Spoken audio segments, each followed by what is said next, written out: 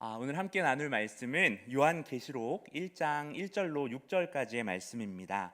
요한계시록 1장 1절에서 6절까지의 말씀을 우리 한 목소리로 함께 하나님의 말씀을 읽도록 하겠습니다.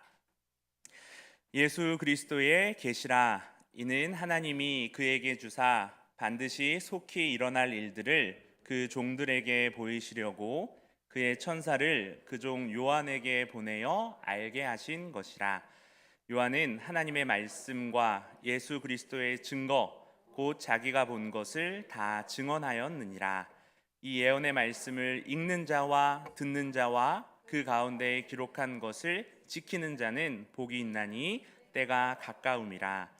요한은 아시아에 있는 7교회에 편지하노니 이제도 계시고 전에도 계셨고 장차 오시리와 그의 보좌 앞에 있는 7영과 또 충성된 증인으로 죽은 자들 가운데에서 먼저 나시고 땅의 임금들의 머리가 되신 예수 그리스도로 말미암아 은혜와 평강이 너희에게 있기를 원하노라.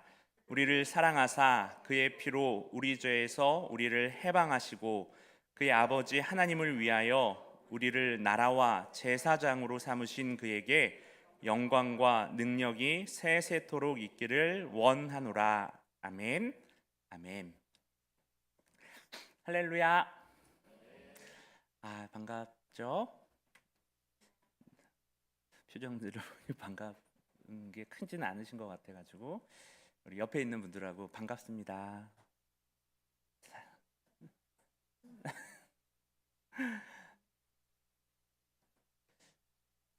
한 해의 절반을 마친 게 아니라 한 해를 다 마친 듯한 여기 피곤해하시죠? 오늘 무슨 일이시죠? 우리 강승영의 원사님, 한욱현 집사님 집안에 무슨 일이 있었길래 무슨 일입니까? 찬양할 때는 그렇게 기뻐서 이렇게 앉으시자마자 우리 한 집사님의 얼굴에 수척함이 늘어가고 있습니다. 하반기가 시작되는데 참 빠른 것 같습니다. 우리 잠시 후 335 기도회로 모일 때 상반기의 소회들을 같이 한번 나눠볼 수 있으면 좋겠고요. 하반기 시작한 건 좋은데 더워도 참 너무 무더운 날씨가 계속되고 있습니다. 우리 옆에 성도들에게 땀을 많이 흘리셔서 그런지 피부가 참 좋아지셨라고 인사하고 싶지만 우리 서로 또 그건 자제해야겠죠. 이 무더위 가운데 지치지 않을 수 있도록 힘내시길 바라고, 힘을 내고 싶은데 우리 매일 성경이 7, 8월 달에 아주 무시무시한 책을 우리에게 던져 주었습니다. 요한계시록을 우리가 만나고 있습니다. 여러분, 뭐든지 처음과 끝이 중요하잖아요. 근데 성경의 처음과 끝이 창세기랑 오늘 읽은 요한계시록입니다. 창세기는 그냥 이름만 들어도 뭔가 익숙함과 편안함이 우리 창세기를 들었을 때 있는데, 여러분 요한계시록은 어떠세요? 저는 좀 멀게 느껴지긴 하거든요. 저만의 생각인가요? 다들 오늘 전혀 반응이 없으시군요. 요한계시록 하면 어떤 이미지가 떠오르세요? 우리 김설 집사님. 요한계시록이다 딱 하면 어떤 이미지가 제일 먼저 마음속에 떠오르시나요?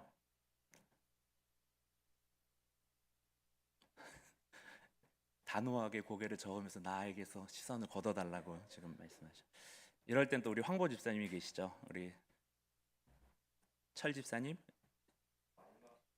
마지막 심판의 이미지가 우리 요한계시록에 강하다. 고개를 크게 끄덕이고 계신 우리 김소연 사모님, 혹시 요한계시록 하면 어떤 이미지가 제일 먼저?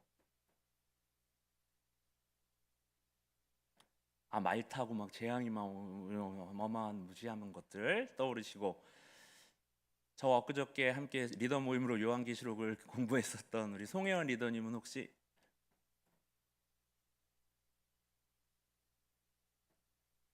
우리 저 친구의 아기 이름이 김산이에요. 김산.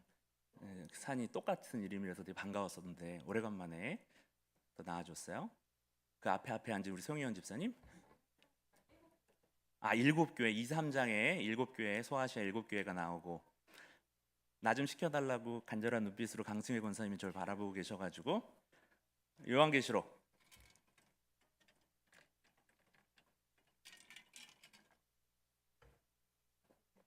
공포. 맞아요. 여러분, 요한계시록 저도 어린 시절에 저희 어린 시절에 그 슈거 테이프가 그렇게 돌아다녔거든요. 저희 동네만 그랬나요? 뭐 슈거 테이프가 돌아다니고 그거 보면 뭔가 바코드를 안 받으면 막 뭐가 될 것 같고 그런 무서움이 있었고 막 뿔 달린 용들이 막 말씀하시는 것처럼 나오고 그런 두려움이 우리 요한계시록 하면 있습니다. 이해하기도 어렵고 뭔지 모를 환상들이 계속해서 이어지고 뭐 대접으로 쏘고 막 나팔로 쏘고 뭔가 안 좋은 일들이 계속 벌어지는 것 같은 요한계시록인데, 근데 여러분 사실 요한계시록이 성경 66권 모든 책 중에서 독자들에게 가장 명확하게 하나님이 말씀하시는 그 복을 약속하는 책이 바로 요한계시록입니다. 요한계시록과 복이라니 뭔가 참 안 어울리는데 오늘 한번 그거를 찾아가 보려고 합니다. 여러분, 하나님께서 이 요한계시록을 읽는 사람들에게 특별한 축복을 약속을 하셨다라고 한다면은 이 책이 우리를 두렵게 하는 목적으로 쓰여졌을 리는 없겠죠.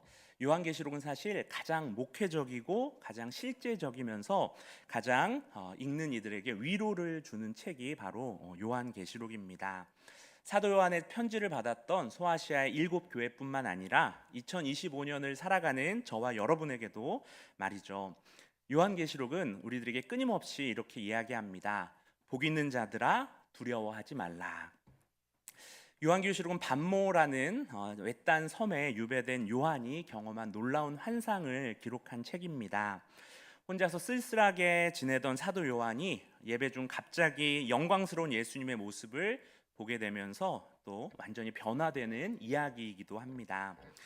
여러분도 혹시 반모섬 같은 곳에 내가 있다라고 혹시 생각이 되십니까? 신앙생활은 메말라 가고 또 하나님이 멀게만 느껴지고 앞으로 어떻게 살아가야 될지 막막한 순간들, 우리의 삶 가운데 반모섬이 다 있죠. 오늘 이 시간 우리 요한이 경험했던 그 놀라운 변화를 우리도 함께 경험하기를 소망합니다. 두려움에서 소망으로, 또 절망에서 확신으로, 그리고 고립에서 능력으로 바뀌는 그 놀라운 순간들을 우리 요한계시록의 새로운 문을 함께 같이 열어보려고 합니다. 책 좋아하시 엉뚱하게 해석을 하는 이단들처럼 말이죠. 오늘 함께 읽었던 1절, 3절, 4절에 보면은 이런 표현들이 나옵니다. 우리 한번 읽어볼까요? 예수 그리스도의 계시라가 1절에 나오고요. 3절 이 예언의 말씀을 읽는 자와, 우리 4절이요.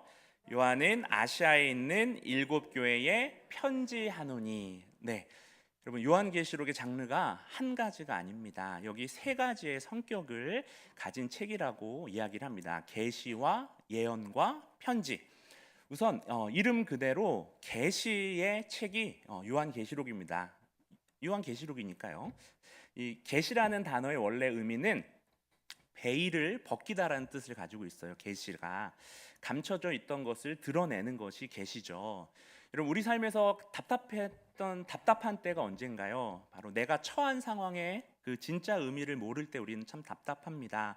왜 이런 일이 나에게 일어나는지, 이 상황의 의미가 대체 무엇인지, 하나님은 지금 어디에 계시는지, 요한계시록은 바로 그런 질문을 갖고 있는 우리에게 하나님의 눈을, 하나님의 관점을 보여줍니다. 겉으로 볼 때는 혼란스럽고 절망적으로 보이는 상황 뒤에 감춰진 하나님의 섭리를 드러내주는 것이 바로 계시입니다.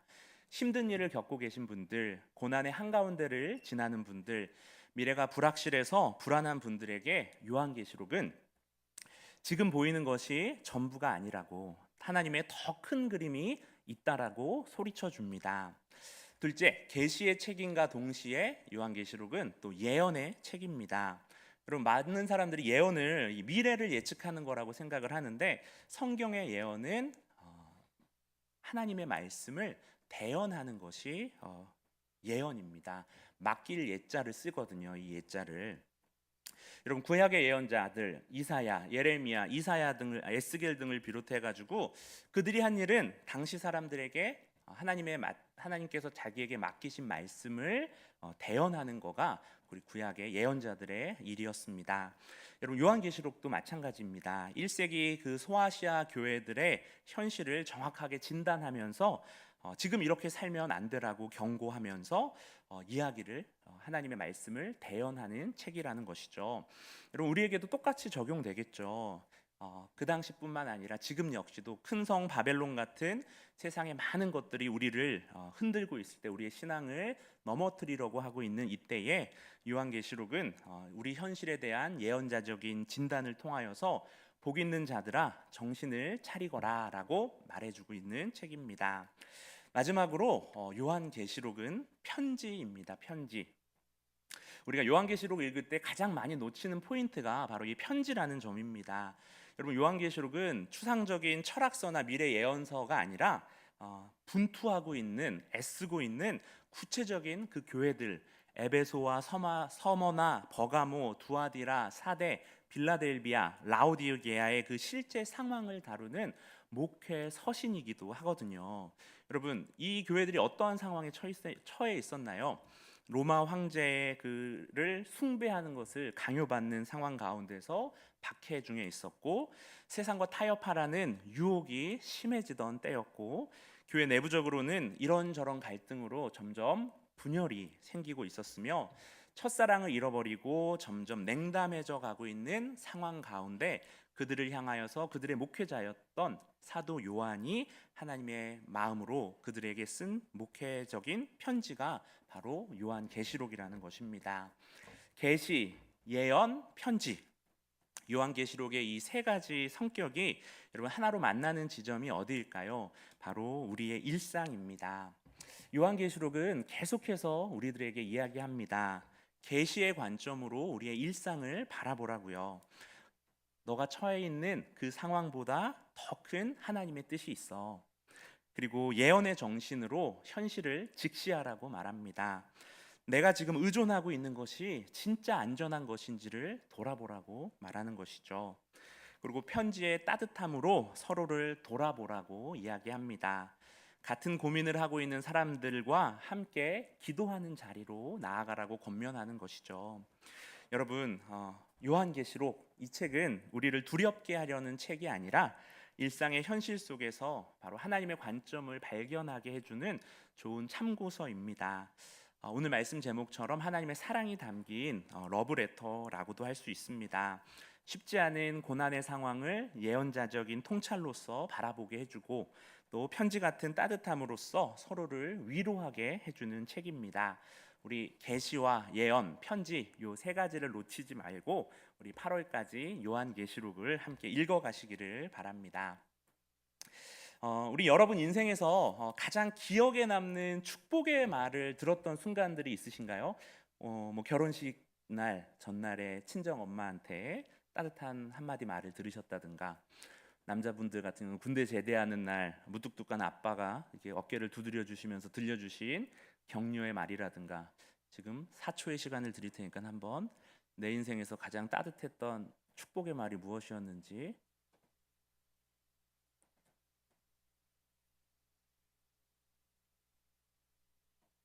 네, 서수경 권사님, 어떤 거였죠?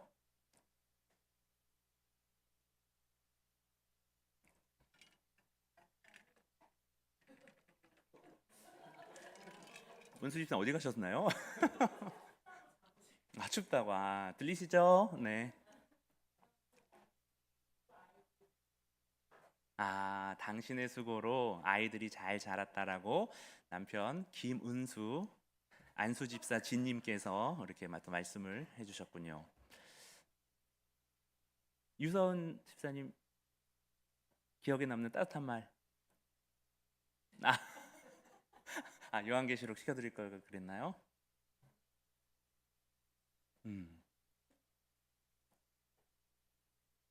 선생님이 꼭 우리 가운데, 그럼요, 필요한 사람이다, 이런 말. 맞아요. 그런 축복의 말들이 우리 삶 가운데 얼마나 우리를 힘나게 하고 마음에 큰 힘을 주는지를 잘 아실 거예요. 근데 우리 요한계시록에는 아까 말씀드렸죠, 복이 제일 많이 담긴 책이라고.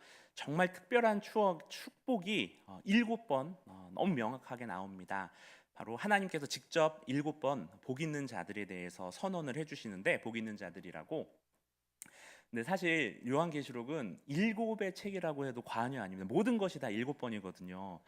7인, 7나팔, 또 7대접을 비롯해서 7의 축복이 있고, 또 조금 이따 나눌 것들도 다 7번. 그래서 요한계시록을 읽어 가시면 항상 7번을 항상 기억하시면 좋을 것 같은데, 이 7축복의 말을 다 살펴보고 싶지만 시간 관계상 몇 군데만 한번 살펴보려고 합니다. 이 1장 3절하고 22장 7절 첫 번째랑 여섯 번째 복이거든요. 한번 3절 말씀 제가 읽고 22장 7절 말씀 여러분이 읽어보겠습니다. 이 예언의 말씀을 읽는 자와 듣는 자와 그 가운데 기록한 것을 지키는 자는 복이 있나니 때가 가까움이라.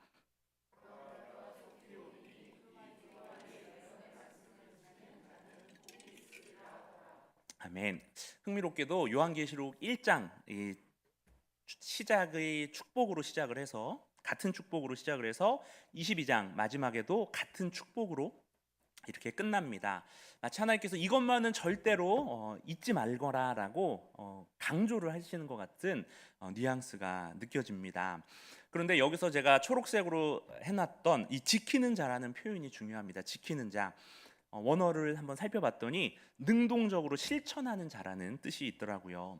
단순히 우리가 성경을 읽는 것에서 또 설교를 듣는 것에서 끝나는 것이 아니라 그 들은 말씀을 읽은 말씀을 삶으로 살아내는 것이겠죠.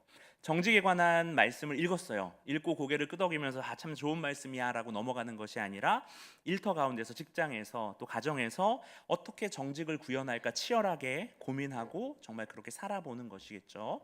또 용서에 대한 말씀을 듣고는 지금 관계의 어려움 속에서 그 용서의 말씀을 적용해 보는 것 등 우리가 예배 잘 드리고 통독만 하면 되는 것보다 훨씬 어려운 단계인 것은 분명합니다. 그런데 하나님은 우리에게 완벽하게 이 말씀을 지키는 것을 원하시는 것이 아니라 진정성 있게 말씀대로 살려고 하는 그 노력하는 모습을, 노력하는 삶을 원하시는 분이십니다. 또 두 번째 복 하나만 더 읽어보면은 14장 13절 말씀인데요. 같이 읽어보겠습니다. 또 내가 들으니 하늘에서 전혀 다른 말씀이 나왔군요. 죄송해요. 14장 13절 시작. 또 내가 들으니 하늘에서 음성이 나서 이르되 기록하라. 지금 이후로 주 안에서 죽는 자들은 복이 있도다 하시매 성령이 이르시되 그러하다. 그들이 수고를 그치고 쉬리니 이는 그들의 행한 일이 따름이라 하시더라. 아멘. 여러분, 하나님은 죽음마저도 축복으로 만드십니다. 사람들이 가장 두려워하는 그 죽음도 하나님 안에서는 축복으로 바뀌는 것이죠. 죽음에 대한 두려움 대신 영원한 소망을 그 말씀 가운데 살아가는 자들에게, 주 안에서 거하는 자들에게 허락하시기 때문이죠. 제가 언젠가 한번 말씀드렸지만 장례식마다 이렇게 벽제 승하원을 갈 때마다 참 부활 소망이 없는 가정은 저 슬픔을 어떻게 견디어낼까라고 생각하게 되는데, 참 이 14장 13절 같은 축복을 허락하심에 감사할 따름입니다. 근데 뒤에 이렇게 성령님이 응답하시는 거를 잘 보면은 아까 1장과 22장 말씀처럼 역시나 말씀을 지켜서 행한 일로 말미암아서 이런 복을 누린다라고 이야기를 하고 있습니다.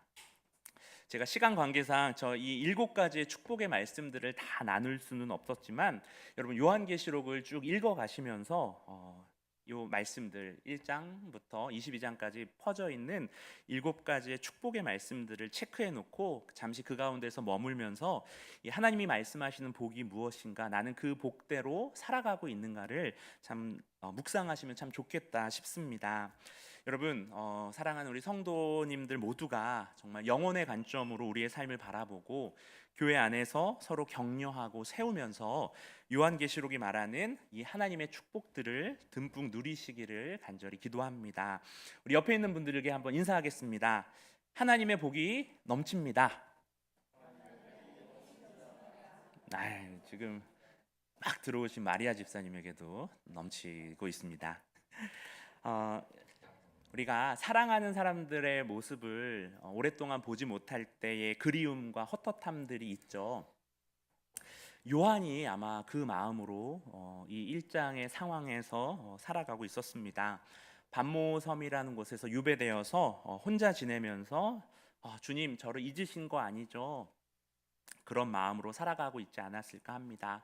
하지만 그런 와중에서도 그런 마음으로라도 예배 자리를 지키던 우리 요한에게 영광스러운 예수님의 모습이 나타납니다. 그리고 14절부터 16절까지 환상 속에 만난 그 예수님의 외향을, 모습을 아주 자세하게 기록을 하는데요. 읽을 건 아니고 14장 14절, 1장 14절, 15절, 16절에 보면은 예수님을 묘사하는 표현들이 나옵니다. 역시나 몇 가지일까요? 예수님의 표현 묘사하는 모습도 7가지예요. 흰 머리, 불꽃 같은 눈, 빛난 주석 같은 발, 많은 물소리 같은 음성, 7뼈를 쥔 오른손, 날선 검이 나오는 입, 그리고 해처럼 빛나는 얼굴. 역시나 7가지로 또 예수님을 묘사하고 있습니다. 근데 이 묘사들을 우리가 찬찬히 살펴보면은 제 머리만 이렇게 동그랗게 나와 있어가지고 굉장히 어색하네요. 빨리 넘겨야겠어요. 너무 놀라가지고 지금 이 아까 14절부터 16절에 있는 예수님의 7가지 모습들을 우리가 잘 살펴보면은 예수님의 그 지혜와 또 능력과 영광, 무엇보다도 그 우리를 향한 사랑을 아주 멋있게 표현하고 있는 구절들이거든요. 요한이 밤모섬에서 외롭고 절망적일 때 바로 이런 예수님을 만났고 우리 요한은 완전히 변화되었습니다. 그런데 더 놀라운 것은 이 예수님의 모습이 요한계시록 전체를 통해 몇 번 또 등장할까요? 7번. 네. 서로 다른 환상을 통하여서 이 예수님의 모습이 사도 요한에게 7번 등장을 하게 됩니다. 여러분, 왜 7번이나 다른 모습으로 예수님이 요한에게 등장하는 게 필요했을까요? 저는 이거를 묵상하면서 마치 다이아몬드가 여러 면들이 있잖아요. 다이아몬드의 여러 그 다양한 각도에서 바라보실 때 다르게 빛나는 면들처럼 예수님의 각각의 다른 아름다움을 우리들에게 알려주고 있는 것이 아닐까 생각을 합니다. 우리가 그러면 왜 그 각각의 모습들, 예수님의 다양한 아름다움을 알아야 하느냐? 바로 우리 인생이 바로 다양한 모습들로 이루어져 있기 때문이죠. 다양한 상황 속에서 다양한 모습의 예수님을 만날 수 있고 그 예수님을 통해서 우리는 위로를 받고 소망을 품고 살아갈 수 있기 때문입니다.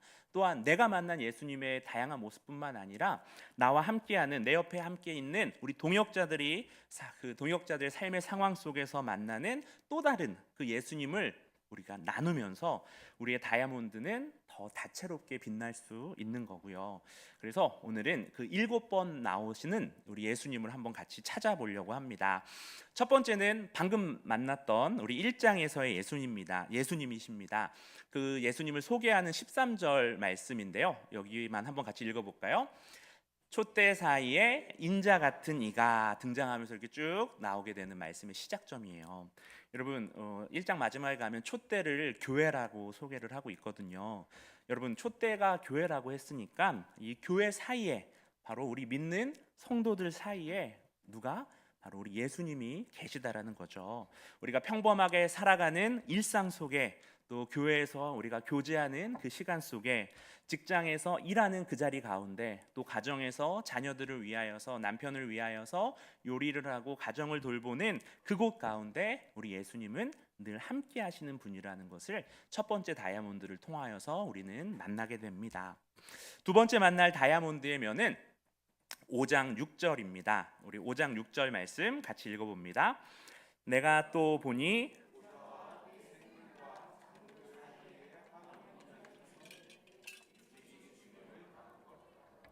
네, 우리 어린 양, 죽임당한 어린 양, 바로 두 번째 다이아몬드는 바로 우리의 구원자 되신 예수님이십니다. 십자가의 고통을 통하여서 우리를 구원하시고 또 그 죽음을 이기시고 부활하셨죠. 오늘 말씀처럼 상처받은 채로도 저와 여러분을 위하여서 지금도 서 계신 분이 바로 우리의 예수님이라는 것을 우리 두 번째 다이아몬드를 통하여서 만나게 됩니다. 세 번째 빛나는 다이아몬드의 면은 바로 12장 5절 말씀입니다. 우리 같이 읽어보겠습니다. 여자가 아들을 낳으리니 이는 장차 철장으로 만국을 다스릴 남자라. 그 아이를 하나님 앞과 그 보좌 앞으로 올려가더라. 아멘. 여러분, 우리가 복음서를 통하여서 이 땅에 오신 예수님의 탄생 장면을 많이 읽었죠. 보통 어떤 장면이에요? 우리 가난한 가정에 마국간에서 소박하게 태어나신 장면만을 우리는 예수님의 탄생 장면으로 기억을 하고 있는데, 우리 12장에서는 환상 가운데 차원이 다른 스케일로 우리 예수님의 탄생이 온 우주를 뒤흔드는 사건으로 묘사를 하고 있습니다. 역사 전체가 그 역사의 주인 대신 우리 예수님을 중심으로 움직인다는 것을, 그리고 사탄의 공격이 아무리 있더라도 우리 하나님께서 이기신다라는 것을 우리 12장 말씀을 읽어 가시면서 우리는 깨달을 수 있게 됩니다. 우리 네 번째 만날 다이아몬드에면은 14장 1절 말씀입니다. 같이 읽겠습니다. 또 내가 보니 보라, 어린 양이 시온산에 섰고 그와 함께 14만 4천이 서 있는데, 여러분 이번엔 예수님 혼자가 아니라 수많은 사람들과 함께 계십니다. 바로 공동체의 모습이고 그 중심 가운데 우리 예수님이 서 계십니다. 여러분 우리는 혼자가 아니라는 것이죠. 같은 믿음을 가진 동역자들과 연결되어 있고 우리 가운데, 우리 중심 가운데 오늘도 예수님이 계시다라는 것을 우리는 잊어서는 안 되는 것입니다. 다섯 번째 만날 다이아몬드는 같은 장 14절 말씀인데요. 함께 읽어봅니다. 또 내가 보니 흰 구름이 있고 구름 위에 인자가 같은 이가 앉으셨는데 그 머리에는 금 면류관이 있고 그 손에는 예리한 낫을 가졌더라. 여러분 이번에 만날 예수님은 바로 심판자로서의 예수님이십니다. 공의로운 재판장으로서 보좌에 앉아 계시죠. 우리 죄악 가운데 있는 자들에게는 정말 무서운 장면일 수 있지만 하나님의 말씀을 지키면서 살아온 자들에게는 오히려 위로가 되는 장면이라고 할 수 있습니다. 악한 사람들이 반드시 벌을 받고 불의가 영원히 계속되지 않는다라는 약속을 우리는 다시 한번 이 다섯 번째 다이아몬드를 통해서 확인할 수 있습니다. 여섯 번째 만날 다이아몬드에면은 19장 11절 말씀입니다. 함께 읽어봅니다. 또 내가 하늘이 열린 것을 보니 보라, 백마와 그것을 탄 자가 있으니 그 이름은 충신과 진실이라. 그가 공의로 심판하며 싸우더라. 아멘. 이번에 만날 예수님은 왕위에 올라서 하늘의 군대를 거느리시고 지휘하시는 만왕의 왕이요 만주의 주 되신 예수님이십니다. 완전한 승리의 모습을 우리 19장에서 여섯 번째 다이아몬드로 만나게 됩니다. 그 소녀들의 꿈 백마탄 왕의 모습으로 우리 오시는 예수님이 우리 19장 11절 말씀에 기록되어 있습니다. 여러분 모든 어려움의 끝이 끝나는 날이 온다라는 것이죠. 예수님의 완전한 승리를 우리도 함께 누리게 된다라는 것, 최종 결과는 이미 정해져 있다라는 것을 우리는 여섯 번째 다이아몬드를 통하여서 깨닫게 됩니다. 마지막으로 만날 우리 예수님의 다이아몬드는 여러분이 잘 아시는 그 유명한 마라나타 22장 말씀인데요. 한번 같이 읽습니다. 이것들을 증언하신 이가 이르시되 내가 진실로 속히 오리라 하시거늘 아멘 주 예수여 오시옵소서. 예, 아멘 주 예수여 오시옵소서가 마라나타잖아요. 일곱 번째 환상은 바로 약속의 완성입니다. 내가 반드시 다시 오겠다라고 약속하시는 예수님이시죠. 여러분 하나님의 모든 약속은 반드시 이루어집니다. 우리의 모든 기다림이 보상을 받는 날이 온다라는 것이죠. 여러분 요한계시록 1장 1절 시작이 왜 예수 그리스도의 계시라고 쓰여 있는지 이제 아시겠죠. 여러분 요한계시록에 나와 있는 모든 환상과 상징은 결국 한 분, 바로 우리 구주 예수님을 가리키고 있습니다. 그리고 그 예수님은 여러분과 저의 삶의 모든 순간 가운데 다양한 모습으로 함께 하시는 분이라는 거예요. 그래서 우리의 일상이 이 예수님과의 다채로운 만남의 장소가 되기를 소망합니다. 여러분 우리가 지금까지 함께 살펴본 요한계시록의 다른 속살들, 복 있는 자들, 또 예수님의 7가지 모습, 그리고 예수님에 대한 7 환상들, 이 모든 것이 한 분 우리 예수 그리스도를 가리키고 있다라는 것을 나누었습니다. 요한계시록을 읽는 가장 중요한 열쇠가 여기 있다라고 저는 생각을 합니다. 우리가 읽는 요한계시록이 이 책이 바로 예수님에 관한 책이고 예수님을 통하여서 주어진 책이라는 것이죠. 마치 거대한 스포트라이트가 무대 위의 주인공 한 명을 비추는 것처럼 요한계시록의 모든 환상과 상징은 예수님을 향하여서, 그 한 분을 향하여서 집중되고 있습니다. 여러분 모든 환상들을 자세히 살펴보면 모두가 다 예수님과 연결되어 있거든요. 제가 어린 시절 무서워했던 7머리 10뿔 짐승이 예수님의 원수가 되는 것이고, 음녀 바벨론은 바로 예수님의 신부인 교회와 대적되는 자로서 등장을 하는 것입니다. 요한계시록은 바로 예수님이 없이는 이해할 수가 없는 책입니다. 그리고 우리가 어려워하는 그 모든 상징과 환상들이 예수님을 더 깊이 알게 해주는 도구로서 요한계시록에서 작동하고 있는 것이고요. 그리고 예수님의 십자가와 부활이 요한계시록에는 없지 않나 싶지만 아닙니다. 그것이 바로 요한계시록의 중심을 차지하고 있거든요. 1장 5절과 18절에 보면은 그의 피로 우리를 죄에서 해방시키신 십자가의 복음이 나오게 되고, 18절에는 내가 전에 죽었었노라 볼지어다 이제 세세토록 살아있어. 십자가와 부활의 이야기가 명확하게 적혀 있는 예수님의 러브레터가 바로 요한계시록이라는 것입니다. 쉽지 않은 어려운 시대, 2000년 전에도 오늘도 동일하게 고난의 시기를 살아가고 있는 성도들에게 내가 너희를 사랑한다라고, 또 내가 너희와 함께 있다라고, 내가 모든 것을 완성하겠다라고 말씀하시는 그 사랑의 편지 요한계시록을 새로운 눈으로 읽어가는 우리 7, 8월이 되었으면 좋겠습니다. 이제 마지막 가장 중요한 질문이 남았습니다. 그래서 이 모든 것이 내 삶에서 어떠한 의미가 있냐라는 거겠죠. 요한계시록은 이론이 아니라 삶이기 때문에 오늘 이 질문, 그래서 내 삶에는 어떤 의미가 있느냐. 아까 반모섬 이야기를 하면서 시작을 했죠. 고립된 그곳에서 아무도 없는 외로움이 요한을 덮쳐왔을 겁니다. 언제 그 상황이 끝날지 모르는 불확실한 미래가 그를 짓눌렀겠죠. 사랑하고 보고 싶은 성도들을 만날 수 없는 답답함도 컸을 겁니다. 여러분, 2000년을 훌쩍 뛰어넘어서 저와 여러분이 처해 있는 상황과 그렇게 다르지 않습니다. 가정과 직장과 또 개인적으로 우리가 느끼는 상황과 참 유사합니다. 나의 반모섬이 저와 여러분 모두에게 있는 것이죠. 하지만 놀라운 변화의 순간이 반모섬에 있는 요한을 찾아옵니다. 절망적인 상황에서도 기도를 포기하지 않았던 요한에게 하나님이 찾아오셨습니다. 우리 10절 말씀을 쉬운 성경으로 같이 읽습니다. 내가 주님의 날에 기도하던 중 주님의 성령이 내게 임하며 내 뒤에서 나팔 소리 같은 큰 음성이 들려왔습니다. 아멘. 기도하던 중에 고립된 요한이 성령에 감동되어서 이제 성령과 함께합니다. 절망한 요한이 환상을 통하여서 소망으로 가득 찹니다. 무력한 요한이 주님의 능력으로서 변화가 됩니다. 여러분, 힘든 상황에서도 예배와 기도를 포기하지 마세요. 절망스러울 때에도 주의 날을 기다리는 믿음이 저와 여러분에게 넘치기를 기도합니다. 여러분, 요한계시록은 두려움의 책이 아니라 복의 책이고 다채로운 예수님을 만나게 해주는 보물과도 같은 책입니다. 그 예수님과 함께라면 반모섬 같은 나의 상황에서도 능력과 소망의 삶이 가능함을 우리는 요한을 통하여서 보게 됩니다. 여러분, 저와 여러분은 복 있는 자들입니다.